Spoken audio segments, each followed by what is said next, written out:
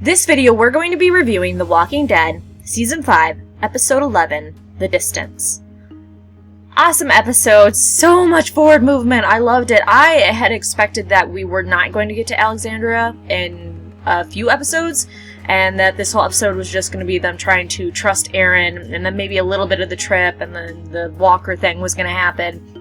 But it was super cool that the end of the episode, we actually ended at the gates of Alexandria. So props to them for not dragging it out like we have thought it would.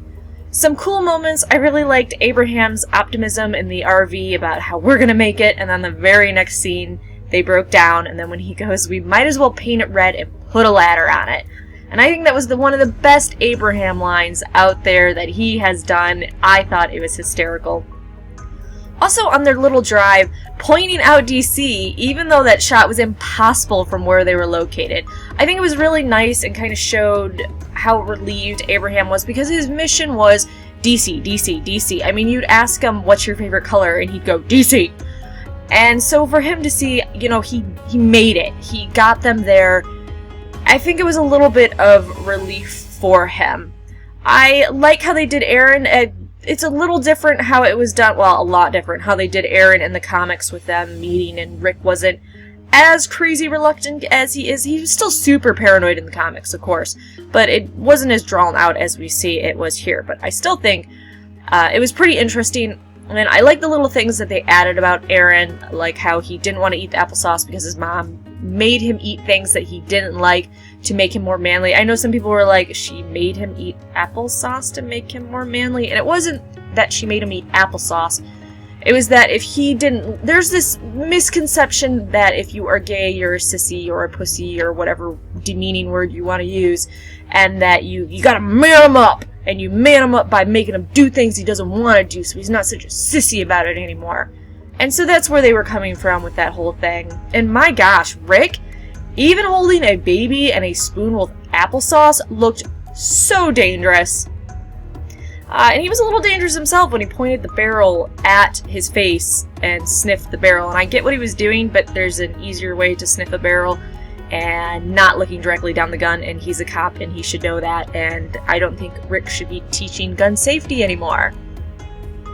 The Rick parenting, too, I think was a little off. Like, when he's crushing these acorns to feed his infant, and I get it, he has to feed her something, but he's using the butt of a gun that he has used to kill zombies, and it's like, okay, maybe the Walker guts is like a flavoring for his daughter, I don't know, but I do understand his paranoia with giving her the applesauce. I actually understand Rick's paranoia for this entire episode. People are like, oh, he was acting like a tool, he was acting like a dick, and no, Rick has been through a lot. The group's been through a lot. They've been betrayed a lot. There was the governor, there was Terminus, there's other, at the prison with the prisoners. Like, it's hard for him to trust. And I really like at the end when Carol was like, you were wrong, but you were still right. You can't just be trusting anymore. The people that aren't trusting are the people that survive. So I thought that the whole thing was pretty cool.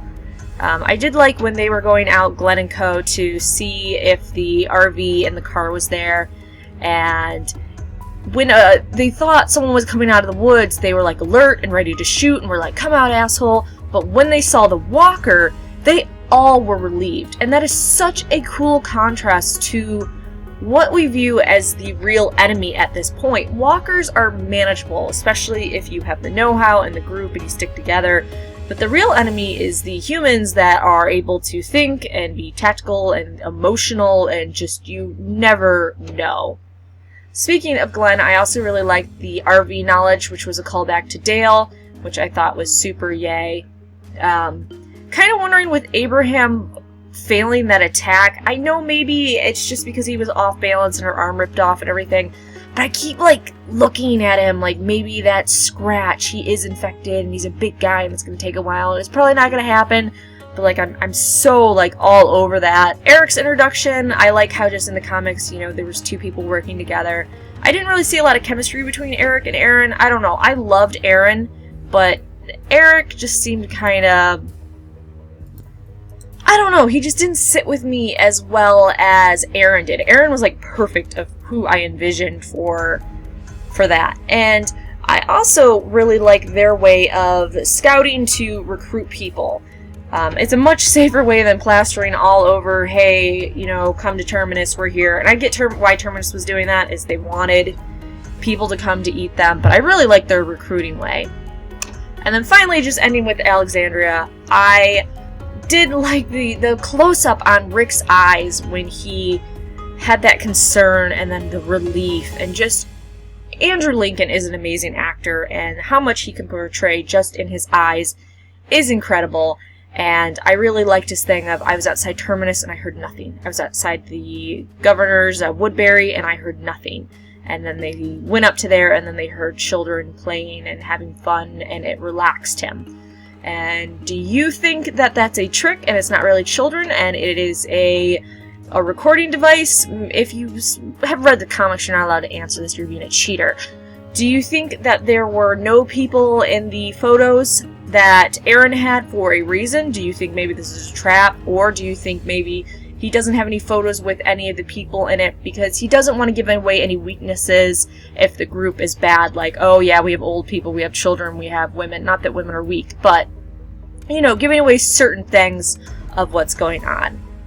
So those are my thoughts on this episode. I think it was awesome. I'm so pumped that we're to Alexandria. And make sure you like and subscribe. We also are releasing a Comics vs. Show video on this episode, which should be out pretty soon. So if you've read the comics and you want to kind of just a reminder, or maybe you don't even care about the comics and you want to see the differences, make sure you watch that video.